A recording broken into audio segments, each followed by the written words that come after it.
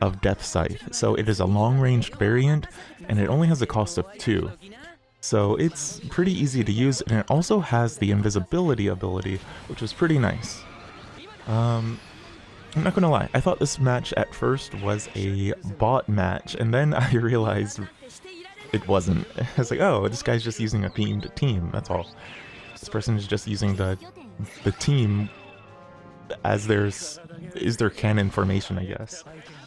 Another thing that we mixed up this time around is that we have Atherin with the Aerial Gundam, we have Shattuck with the Ferract, and we also have Kira in the Wing Gundam. I think this is a pretty solid formation. Atherin is more of a melee-focused character, but he can work with a long-ranged unit, or a unit that has all-range kind of stats, like the Aerial Gundam, which has solid long range and has solid melee as well. So I think it works well. Maybe not ideal. I think the Darla Blade would have been more appropriate, but I didn't bring the Darla Blade, so and I wanted to see what the Aerial Gundam can do. Okay, this Wing Gundam's going to do an SP attack. It does solid damage against Miguel's Jin, but is not a defender, so he doesn't do full damage, so he's gonna still get some more pot shots in. This guy's Sandrock defender has gone down. Katra and Sandrock are pretty solid defenders, but I had an actual red unit attacking it, so it did work. Here comes his duo with the Death Scythe. This is the more proper Death Scythe that you see people using the melee version. Got a bit unlucky there, and he got tagged by that rocket attack. I didn't even notice that until I'm watching this replay. This is why his Death Scythe became visible. Already had Kira waiting on the side, so he wouldn't have done extra damage, but I would have had to wait for the Death Scythe to become visible, but it got tagged by that rocket attack, so that was very good. We're gonna save the Wing Gundam here with Kira, and we're gonna deploy Atherin in the aerial to fight his hero Wing.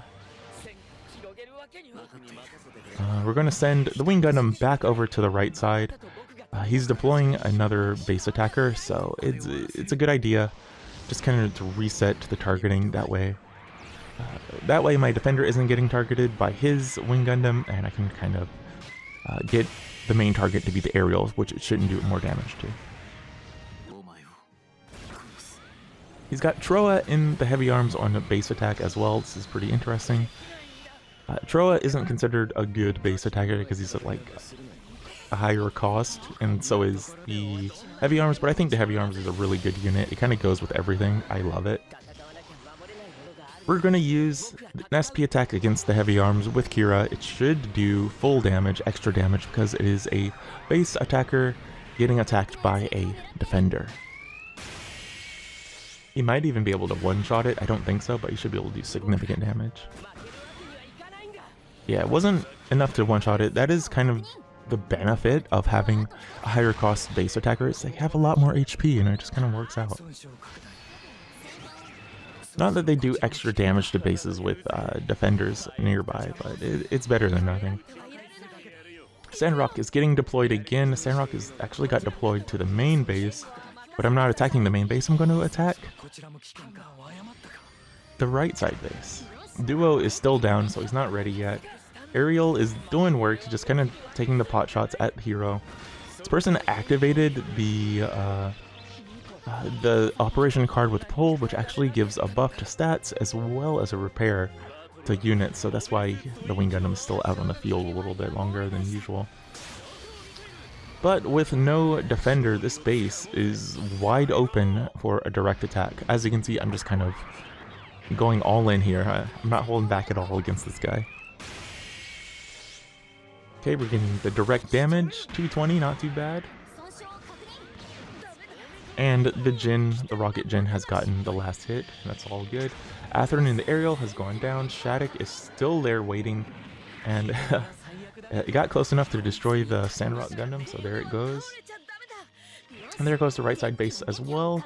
All this person really has at the moment is the Death Scythe Gundam on base attack, and one of the downsides of the invisibility of the Death Scythe Gundam is it can't draw red attackers away from bases or units when it gets deployed, because it just becomes untargetable.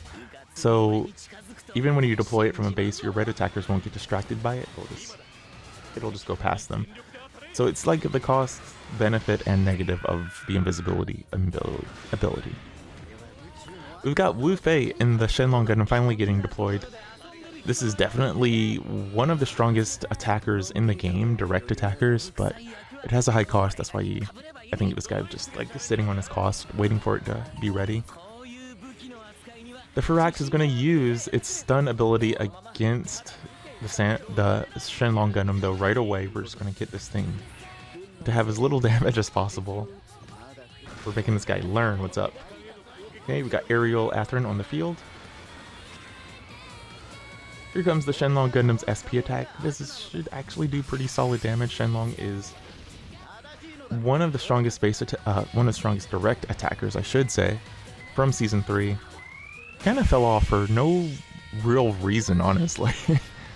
Yeah, it did a ton of damage. It has an ability that does direct damage as well. Like, there's no reason not to use the Shenlong. Good speed, good HP, really good damage. Like, this thing is ridiculous. We're going to use the SP attack with Atherin. We're going to get some damage in. Once again, Atherin is more of a melee-focused unit, but it should still do tons of damage.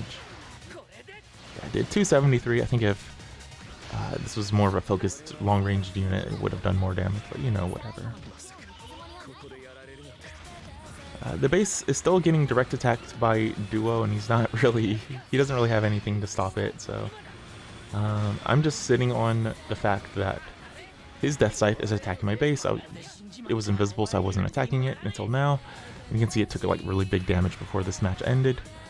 Death Scythe Duo is going to get the last hit on my end. I won the match. Good stuff.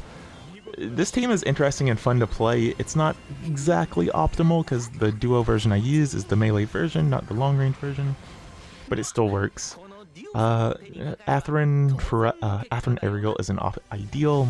Darla Blade would have been better, but I think the cost performance of this team is pretty solid. I think I was able to activate abilities. The SP attacks weren't too overcost. Everything. I think this team can work. But yeah, Darla Blade would have been a better choice than Aerial, I think. Anyway, that was the match. I hope you liked it. I'm going to keep trying to use interesting teams every time I record matches. Be on the lookout for more of those. Thank you for watching. Please like, sub. If you're seeing this on TikTok, please leave a like there. If you see the link to YouTube, sub, all that good stuff for more gaming goodness, especially for Gundam Arsenal Base and other Japanese arcade videos in the future, hopefully. Good night, good game. Hope to see you again next time.